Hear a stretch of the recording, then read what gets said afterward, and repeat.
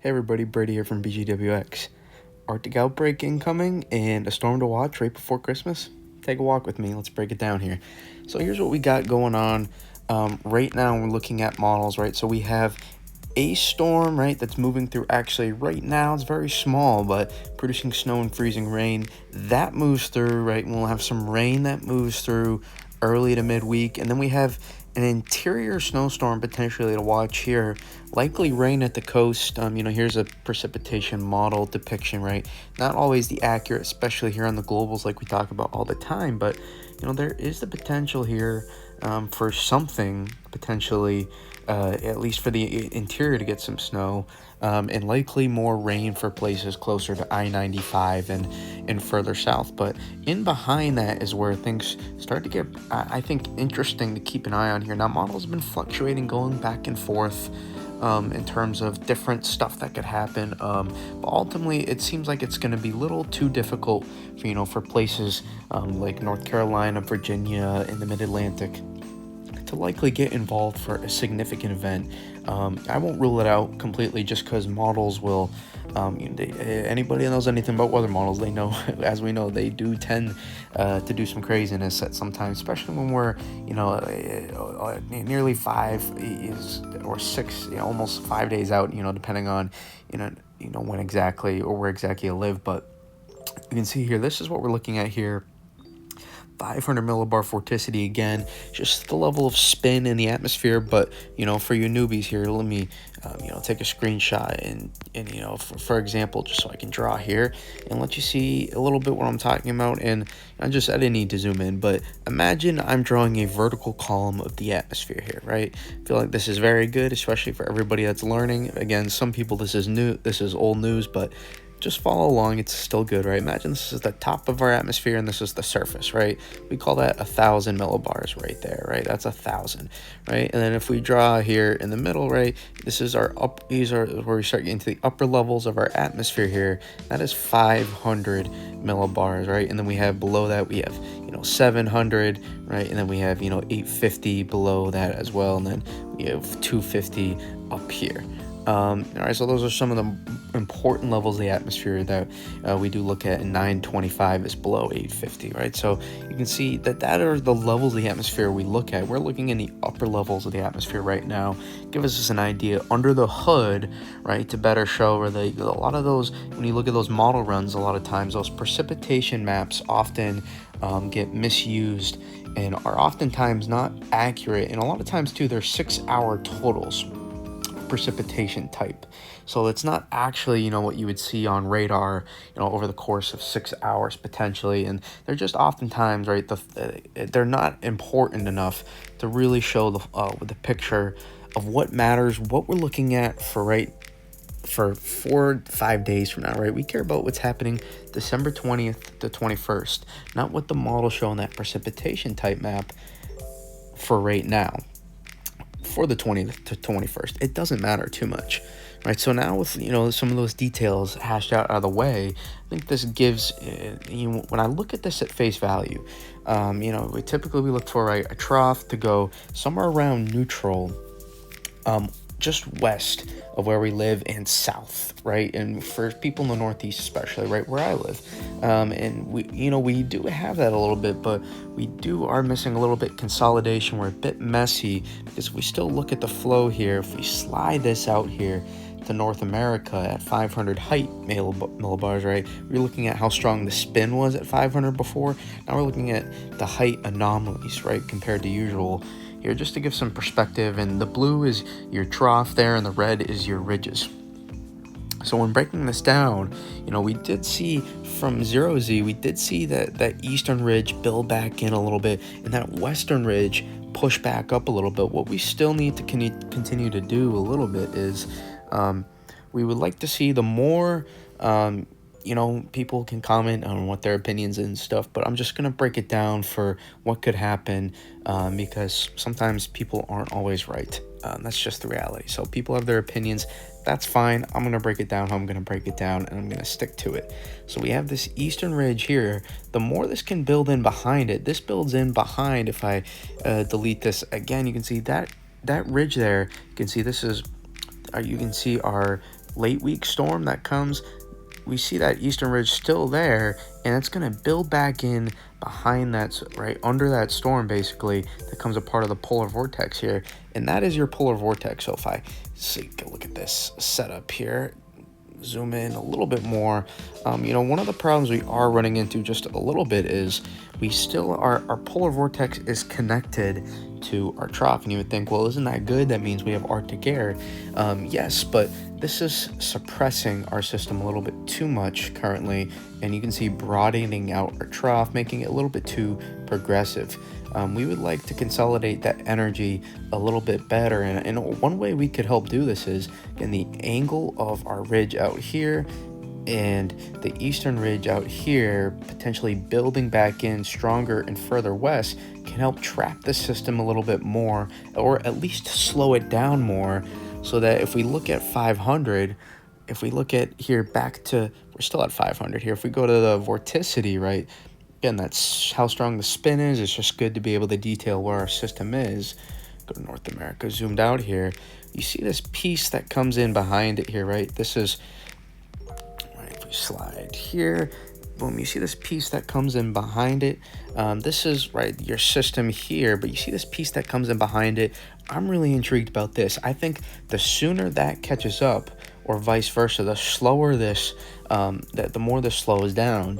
Again, if we were to do too much of this could potentially go south, but it'd be really hard to do given, where we are at currently. It doesn't look like that is much of a concern anymore, like some past runs indicated. But what it would do is it would sink this 540 line, that blue line down, that's your 540 millibar line there. It would sink that even further. We would sink our trough a little bit more, and we could, or even if we don't get the right cooperation with our ridge here, we would love to see this angle just a little bit more this way, to the northeast, figuratively here, and I guess literally too, but we slide this piece in sooner or slower or both, can allow this energy to you see how messy it is out here. I think this would still be too messy, and I'll show you the Euro in a second. This would consolidate a little bit better, and we would have some inverted trough. We would have some light snow move through here, and we'd have some inverted trough to potentially enhance total somewhere locally here in the northeast, and that's what we're looking at here. But if we slow this back down a little bit, say our eastern ridge builds back in a little bit more and further west, and this comes in sooner, regardless of the orientation of this ridge, where that is, the angle and how strong that ridge is, especially how strong. If those height lines are stronger up here, the better. Stronger down here, the worse, because that means that pushes the storm further east, making it more progressive. And we need to strengthen this, we need to amplify it, and we need to do that by slowing it down. And in order to do that, right, we need to build that ridge back in a little bit more here, and we need this trough ideally to get a little bit more vertical versus wider, allowing this system, if we slide back here, allowing the system potentially, zoom in again here, to potentially sink in just a little bit more. And again, we're actually if I was just looking at this verbatim like I tweeted, this is actually very close. All right, let me go to the Euro here. We're not too far, right? You can see a little bit different, just a little bit, but the pieces are similar, right? Where we have this piece behind here. If I take another screenshot here so we can draw, this piece behind is a little bit farther behind, but you can see the Euro is a little bit more consolidated with our initial vort that comes through, right? And it fails to develop an upper level low here, right? Just 500 millibar low. That's what we call it, upper level low, but fails to consolidate that soon enough, because we're still a little bit too progressive, and we still have a little bit too much suppression here. We could use a little bit more separation between here. Whether or not that happens, it might be unlikely given the pattern, but we'll see. I've seen crazier things happen, and even to just get a northeast snowstorm, you wouldn't need to fully separate this completely. You would need this to catch up a little bit. You still would like that to catch up a little bit more, or slow this down a little bit. But there's different ways that you can do that here, and also it could be a longer duration event potentially too. So it wouldn't necessarily you wouldn't need crazy consistent heavy snowfall rates in a short amount of time, where moderate snowfall rates over a prolonged period of time, especially like an inverted trough scenario like the Euro shows here, would allow that. You see how if we go to the surface here, again, don't focus too much, but you can see the snow that shows up, but we can zoom into United States here. You see, actually it's better if I go to North America zoomed out so you can see, but you see how that system really gets strong. It's just a bit too late. But you see we get inverted trough here, and an inverted trough is simply where those isobars here at the surface, you see they start to bend a little bit, and they bend just enough here, and you get some locally enhanced snow here over New England, and it ends up producing actually like a half foot of snow on that run in some place, even a little bit more in some places.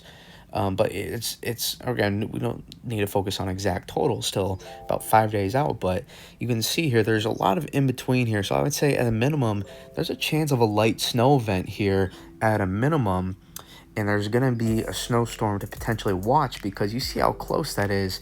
And I've seen crazier things happen here, so I think it's worth keeping an eye on, that there could be something down the line you can see here. And that is, just the precip. You can see the GFS again gets a strong storm just a little bit too late, but again, it wouldn't take a lot. You see how much it slows down, and it doesn't move too much because that eastern ridge kind of traps it in there a little bit, with this western ridge out here doing the same. They play a little bit of a cat and mouse. So I'm interested to see. It's very messy, but you have a lot of energy in a somewhat strong piece of 500 millibar vort that needs to work its way through here, and it will take a while because there's multiple pieces. And if we get an earlier phase, this could really make things more interesting, and there's still a lot of time.